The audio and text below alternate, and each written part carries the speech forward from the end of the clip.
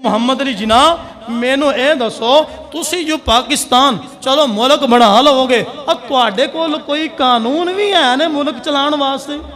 ਜ਼ਾਰੀ ਗੱਲ ਹੈ ਮੁਲਕ ਚਲਾਉਣ ਵਾਸਤੇ ਕਾਨੂੰਨ ਹੁੰਦੇ ਨੇ ਕਾਨੂੰਨ ਤੋਂ ਬਗੈਰ ਮੁਲਕ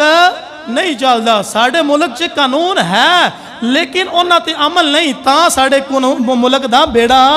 गर्क के इत्थे बस कानून नहीं चलता रिश्वत माल पैसा चलता है बस कानून नहीं चलता कानून है जरूर उन्होंने सवाल किया एडो वड्डा मुल्क तुसीं अलहदा करन लगे हो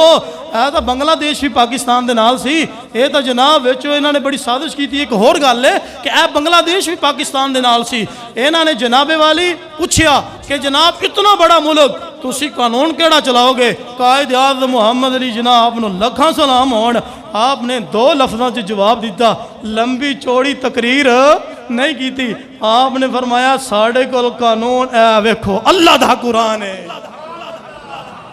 साढ़े कोल कानून केड़ा है